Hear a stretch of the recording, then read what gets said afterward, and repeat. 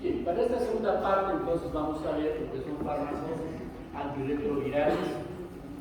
Y básicamente lo que vamos a hacer es, utilizando como elemento de fondo el programa de control del HIV, ver cuáles son los principales fármacos utilizados y conocer un poquito acerca de ellos. Dado que el manejo de este tipo de infección es básicamente por el especialista, pero no nos dice nada con respecto a la posibilidad de que algún paciente nuestro no lo tratemos por su infección viral de HIV, ¿no es cierto? Sino que debido a otro tipo de enfermedad que pueda tener, es portador de HIV, tiene un tratamiento por HIV, y eso cómo podría influir con los medicamentos que yo le podría dar o que estaría recibiendo. O sea, ahí viene la idea. ¿Okay? Entonces, antivirales, en realidad, como siempre, la clasificación y las principales propiedades farmacológicas en función del programa nacional. Los fármacos antirretrovirales los podemos clasificar por el mecanismo de acción en esos grupos. Los más importantes son los primeros tres. Inhibidores nucleósidos de la transcriptasa reversa. El elemento básico para la replicación del virus es la transcriptasa reversa. Son virus RNA. Ese virus RNA tiene que transformarse en DNA. El DNA tiene que integrarse en el núcleo celular de la célula huésped y a partir de allí producir copias y copias. ¿De qué? Del RNA. Por un lado, para formar partículas virales, y por otro lado, para que ese RNA pueda ser traducido en los componentes biológicos del virus. Inhibidores nucleósidos significa que hablamos de fármacos que en su estructura que tienen un azúcar y una base nitrogenada. Las bases nitrogenadas, ¿cuáles son? Adenosina, timina, guanosina y uracil, ¿no es cierto? Para el RNA. Bien, los inhibidores no nucleosos de la transcriptasa reversa significa que sin tener esa estructura de azúcar y base nitrogenada, también pueden inhibir al mismo enzima. ¿Okay? Luego tenemos los inhibidores de la proteasa, recuerden lo que hablamos de hepatitis tipo C. El primer transcrito o traducido del componente viral es una gran proteína, que hay que fragmentarla. La empoltada, ¿no es cierto? Componentes de envoltura, componentes de la polimerasa, los componentes del core nuclear, del core del virus. Entonces eso a partir de una proteasa de fracciona. Inhibimos la proteasa, impedimos ese paso, por lo tanto se corta la replicación viral, ¿no es cierto? Luego tenemos otros que van a inhibir el ingreso del virus de la célula, otros que van a impedir su integración, otros que van a impedir la liberación de partículas virales que madure el proceso del ciclo, etc. De alguna manera, todos estos fármacos han sido introducidos en los diferentes programas de control del SIDA. El nuestro tiene pues sus particularidades y alineamientos de la OMS, evidentemente, pero también tenemos las limitaciones propias de la economía del país. Bueno, el virus del HIV, como siempre, se adhiere, tiene sus receptores, ¿no es cierto? El CD4, las proteínas, etc. Se permite su ingreso, la liberación del contenido del virus, es un RNA, tiene que pasar al núcleo, integrándose al genoma DNA por haciendo una integrasa. A partir de ahí va a traducirse y las copias saldrán para formar las partículas virales y poder eclosionar y salir y contaminar, ¿no es cierto? Entonces son diferentes sitios donde farmacológicamente podemos intervenir, y de hecho hay pues elementos farmacológicos. El programa ha cambiado en los últimos años y los esquemas de primera línea han sido cambiados a lo que era pues hace unos 6 años más o menos. El esquema de primera línea utiliza esos tres fármacos, tenofovir, endicitabina y favirenz. Y acá puede haber una variación de endicitabina con la niburina, que está en función básicamente de los insumos que se tienen en farmacología. farmacia. Son totalmente, la limudina con citabina son totalmente intercambiables. Repito, si usted lee un poquito acá, está en función del insumo, básicamente. Bien, esos son los esquemas de primera línea, los que se utilizan para pacientes recién diagnosticados, no tan graves. Acá la carga viral tiene mucho que ver y el número de linfocitos CD4 para poder establecer. Los esquemas de segunda línea van a tener diferentes elementos base, desde el tenofovir, que también se utilizaba en la primera línea, asociado a citabina, hasta ahí coincide, pero acá ya cambia. Lopinavir y ritonavir, por ejemplo. Entra lopinavir y ritonavir como un elemento importante. Lopinavir y ritonavir es un inhibidor de la proteasa, a diferencia de los anteriores que eran inhibidores nucleósidos y nucleósidos. Y en estos dos últimos, ya ustedes, tenofovir, la limudina, la citabina, cambian. Ya no es ni lopinavir y ritonavir, sino ahora es dolutegravir, que es un inhibidor de la integrasa. ¿Okay? Entonces, acá vemos cómo se van combinando. Al igual que la tuberculosis, utilizábamos 4 fármacos diferentes, con diferentes mecanismos de acción, acá también utilizamos clases diferentes.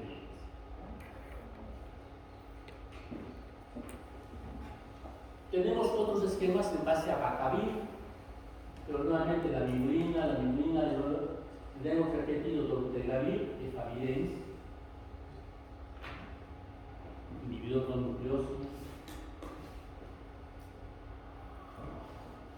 Y ese es el primer esquema que se utilizaba hace años, que se utilizaba silobudina con la limudina y efavirenz con levirapina. Entonces ese último esquema que tenemos en la actualidad era el primero que había años atrás. Evidentemente los anteriores esquemas son mucho más efectivos. El haber descubierto, el haber inventado, diré mejor, los fármacos en realidad, ha permitido tener una mejor efectividad y una mejor tolerancia por parte del paciente, haciendo que en este momento el paciente con SIDA sea un paciente más bien crónico de seguir el tratamiento como tiene que ser, sin la mortalidad que existía años antes. Bien. Los inhibidores nucleosos de reductasa reversa son estos. Ya un poquito de memoria de las películas anteriores: tenofovir, citabina, la limudina, Bacavir, silobudina. Tenofovir deriva de la adenosina, endicitabina, la limudina, de la citosina, abacavir de la guanosina, la silobudina de la limudina. Sus acrónimos, sus siglas, si quieren ustedes. Porque como inclusive es un poco de trabalenguas poder mencionar todo esto, es más fácil recordar de repente las siglas. O cuando uno vea el esquema en un artículo, en el libro, qué sé yo, en su texto, ya más o menos saben a qué se refiere.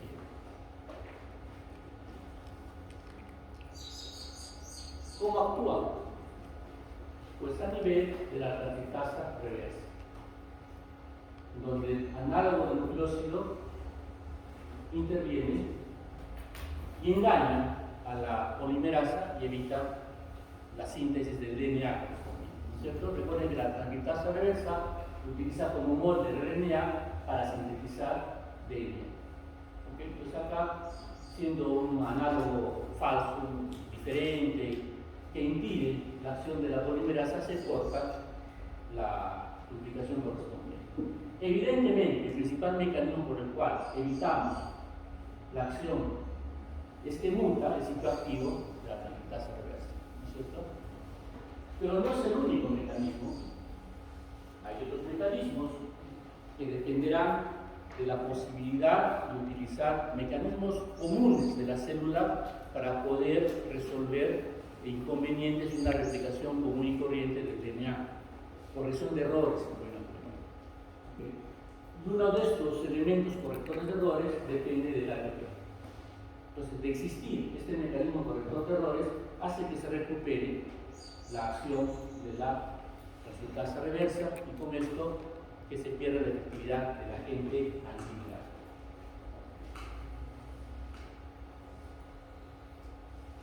Bueno, nuevamente los cuadritos siempre son útiles para resumir, no te debe durar mucho. Y una visión de los mismos nos ayuda a visualizar las principales características farmacodinámicas, farmacocinéticas y las reacciones adversas, ¿no es cierto? Si yo quisiera completar mi cuadrito, acá le pondría indicaciones, pero es obvio que estamos hablando de antirretrovirales, la indicación es el control de infección por HIV, ¿no es cierto? Y se sabe que hay virus HIV tipo 1, tipo 2, los virus semejantes al HIV 1 y 2 también. Mecanismo de acción. Inhibición de la transcriptasa reversa. ¿Okay? Es el mecanismo, finalmente. Pero acá tenemos también elementos importantes que nos van a recordar a lo que son aciclovirióticos. Tiene que activarse. Es un nucleósido. Es azúcar más base nitrogenada. ¿Qué necesita? Fosforilarse. La primera fosforilación a través de timidina quinasa, timidato quinasa, y a partir de allí las quinasas inespecíficas. Entonces, también puede haber resistencia cuando existen cambios a nivel de estas quinasas. Aunque el mecanismo principal será la mutación de la transcriptasa reversa, evidentemente. Esto determina que puede haber resistencia cruzada entre los diferentes núcleos. ¿Okay? Diferentes características de la farmacocinética. No voy a hablar mucho en todo el análisis, esto resume lo que tienen ustedes en sus libros. Es más, creo que en la última emisión de una ya está el mismo cuadro. Se ha ahorrado un poquito también. Los principales efectos indeseables. La silobudina, por ejemplo, muy relacionada con la anemia.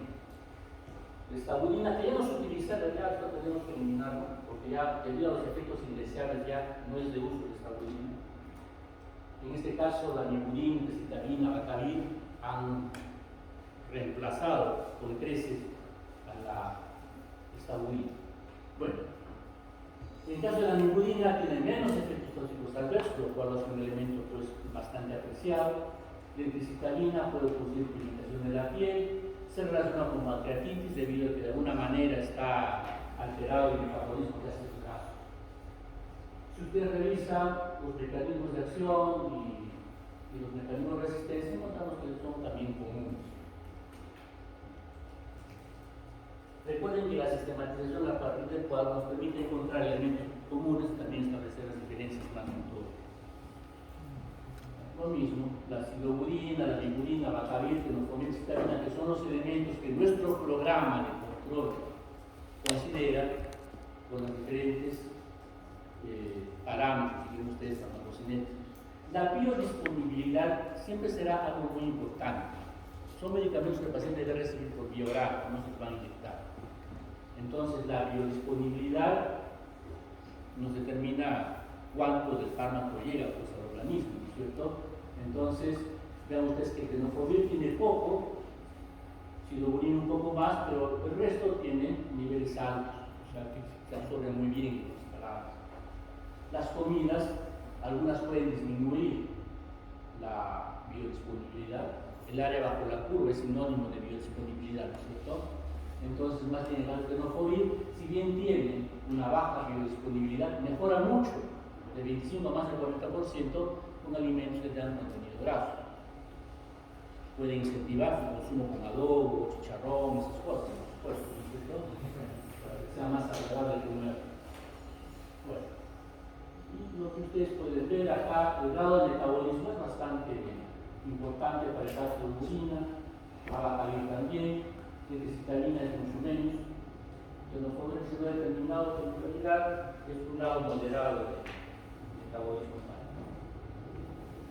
Y luego tenemos los inhibidores no nucleósidos, es decir, que en su química no hablemos nada de estructura azúcar y base nitrogenada.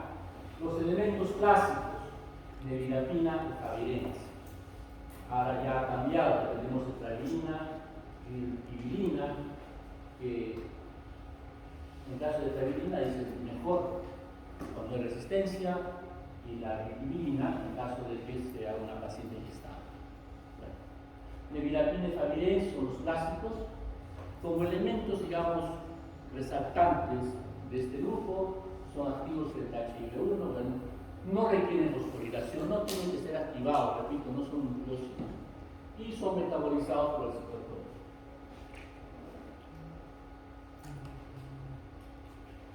Respecto al mecanismo de acción, vemos que el sitio de unión a la taquipasa reversa no es donde se une el nucleótido que determina la polimerización, un sitio diferente. Al unirse allí, causa distorsión en el lugar donde se produce la reacción correspondiente y por lo tanto se corta la duplicación o la transcripción del RNA. Cuando hay mutaciones aquí, pues impide el ingreso del agente antirretroviral y por lo tanto continúa la polimerización de la copia del RNA. Es el mecanismo más importante. ¿Okay? Nevirapina y favirenz, decíamos, los elementos importantes. Acá, nevirapina es el medicamento utilizado de primera instancia.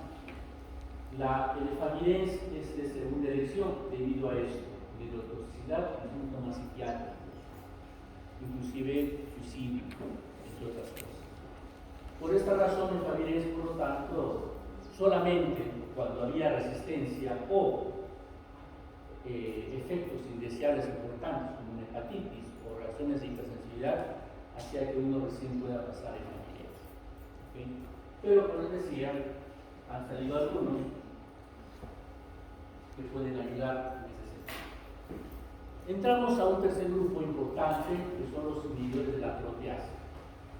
Saquinavir y minavir. Como ustedes pueden darse cuenta que las terminaciones son bastante indicativas, ¿no? Entecitabina, ácido urina. La terminación nos dice ya nucleósidos, inhibidores de la transcriptasa reversa. La terminación atinavir y nitidavir ya nos habla de inhibidores de la proteasa, ¿no? La proteasa, ya sea proteasa, es fraccionada, un primer transcrito que tiene diferentes actividades, evitar su fragmentación y con esto, repito, cortar el ciclo reproductivo. Diferentes, indinavir, otinavir, ritonavir, saquinavir,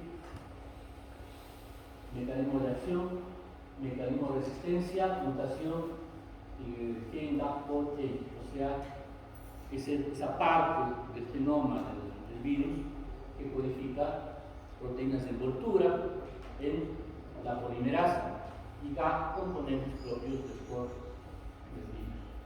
La biodisponibilidad, lo pueden ver también, relativamente moderada, 76-25%.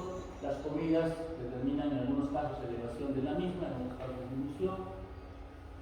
Y acá viene un aspecto importante. Todos son metabolizados por el cromo P450, unas formas más que otras, y todos causan, a excepción de saquinavir, una inhibición del citocromo P450, del tipo 3 a 4 principalmente. ¿Esto qué significa en la práctica? Interacciones medicamentosas por inhibición. Ojo, que el paciente tenga su SIDA por mala suerte no le va a inhibir que tenga otras enfermedades, inclusive infecciones, principalmente por virus, por hongos, etc. Entonces, este paciente puede recibir medicamentos cuyo metabolismo en su momento podrá ser impedido si está recibiendo estos fármacos. Efectos indeseables, vean ustedes, no son pocos, tienen mucho que ver con el manejo de grasas. Algunos de ellos tienen problemas de lipodistrofia, lo que les va a dar pues características bastante reconocibles e importantes en sus pacientes. Esa diferente distribución de la grasa corporal se refleja a nivel del dorso, por ovas. Vean ustedes cómo se altera la grasa a nivel de glúteos, a nivel facial. No es que le han operado las bolas de bichada, pero no. Son acciones propias del medicamento, ¿no? Lipodistrofia, elementos, efecto inicial importante, sobre todo con los inhibidores de la proteasa. Bueno, breve mención de otros fármacos, como el fultipide, que va a impedir la unión de la partícula viral con la membrana celular en sus receptores y correceptores. Es un péptido sintético que evita la fusión, ¿no? Otros antagonizados por receptores citoquinas, como el maravilloso, recuerden ustedes que además del CD4 está el receptor de las quimioquinas, ¿no? Ambos necesitan para que penetre la partícula viral, bloqueando uno de los dos o los dos impidieron su ingreso, ¿no? Inhibidores de la integrasa, la integración de DNA en el genoma propio de célula huésped, ratelavir, en nuestro caso del telteluvir, e inhibidores de la maduración como el levilimab acá, en el paso final. Una vez que se ha fraccionado, digamos, el transcripto proteico, se va formando la partícula viraliza, viene un proceso en el cual se puede bloquear con estos inhibidores de maduración para impedir la salida final de la partícula viral microfágica.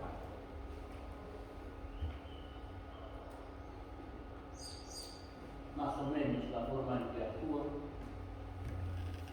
Se forman extremos pegajosos en el transcripto del DNA, así como también en el genoma de la célula huésped, se corta y esos extremos pegajosos permiten acoplarse.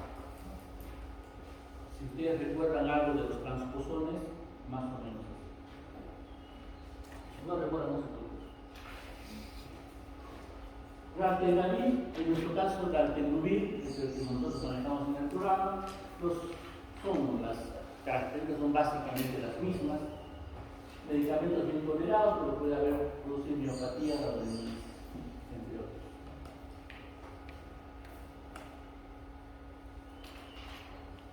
Del levilimab, como mencionamos, no vamos a darle mayor atención. Bien, ahora sí, finalmente por todo esto, más allá de lo que pueda parecer, ¿cuál es, digamos, la razón final de haber hablado un poquito de todo esto? Tener idea de lo que es el TARGA, tratamiento antirretroviral de gran actividad, que es la forma en que se maneja el paciente con HIV. Combina 3 antirretrovirales de clase diferente. Esto conlleva a estos alcances con respecto al tratamiento. 1. Disminuye la mortalidad, tanto así que la infección se vuelve crónica. Y hay pacientes que tienen viviendo años y años, a diferencia de los primeros pacientes que morían pues pasados 10 años de contagio, era el toque más o menos, ¿no? Disminuye las hospitalizaciones porque va a haber menos complicaciones, evidentemente, entre las cuales las infecciones oportunistas son las principales. Hay menor uso de servicios de salud, en un país pobre esto es de la mayor significancia, y en el paciente mejora de la calidad de vida. Estos son los objetivos del TARGA, o tratamiento antirretroviral de gran actividad, por las siglas en castellano, porque en inglés tiene también la HART. Bien, a partir de un trabajo de test que se realizó en este año, pues alguna mención con los principales efectos indeseables, pero en realidad pues, dudaba si sacar estos datos o no, debido a que el programa ha cambiado, ¿no es cierto? Y por lo tanto, algunos de estos efectos que eran responsables de los elementos utilizados anteriormente no tenemos por qué verlos ya, lo cual en todo caso podría motivar a algunos de ustedes a actualizar esto con el nuevo programa, ¿no es cierto? A ver cómo se da esta secuencia de efectos indeseables, si se da de la misma manera, en menos, o aparecen otros, tener en cuenta. Bueno, en esta tesis que se realizó en el año de 2008 en realidad, pero analizó estos años, la anemia fue el principal efecto indeseado observado. Y si nosotros, revisando las tablitas, encontramos quién produce anemia, principalmente era la silodurina, ¿no es cierto? Un nucleósido antirretroviral que era el elemento, digamos, inicialmente utilizado de primera elección. Ahora es el último.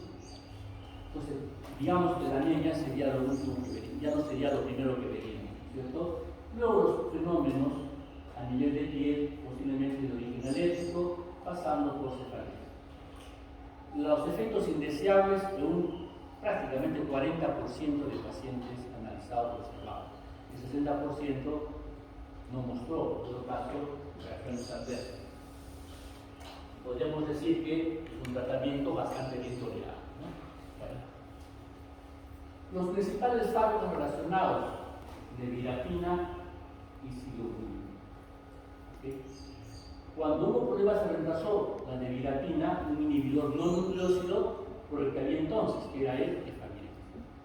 Acá habría que ver cuántos accidentes o problemas psiquiátricos produjo, ¿no?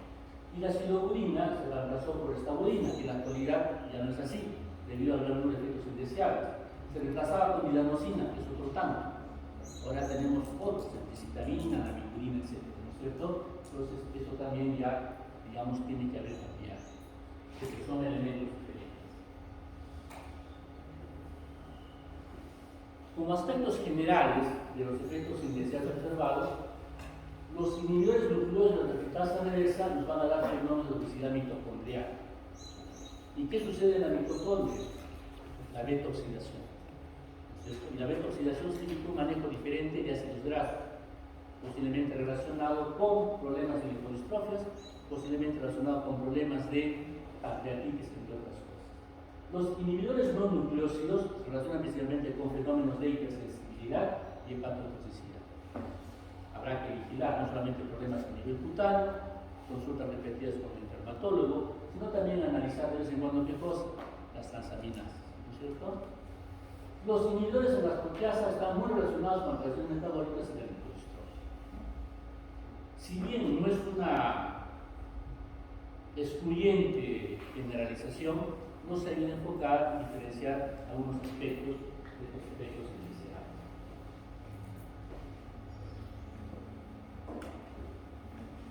Algunas preguntas que hicimos los años pasados. Ya no se repiten, o sea, de todas maneras, pero ya no es lo fácil que preguntábamos, ¿no?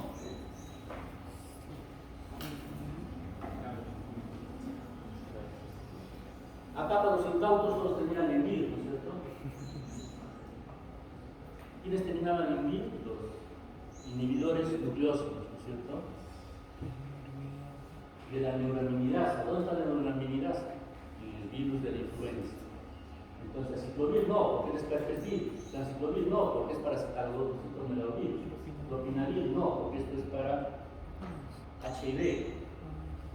Solo podría ser sanamivir. Lo descarta. Requiere fosforilación para inhibir la replicasa reversa. Si no requiere fosforilación, porque son nucleósidos. ¿No es cierto? Los no nucleósidos nada que ver. Ahora, ¿aciclovir requiere fosforilación? Sí. ¿Puede ser? No. Porque aciclovir no inhibe la replicasa reversa. ¿No es cierto? ¿A quién inhibe aciclovir? A la polimerasa de los herpes virus. Ojo. Acá de los centauros. Fosforilación para foscarnet, no, prácticamente hace fosfórico. Ritonavir, tampoco. Estabulina, sí, ¿cierto?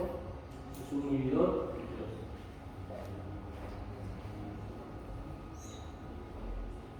Antirretroviral, claro, entonces es un reflejo, con la mano, ¿no? Entonces casi así como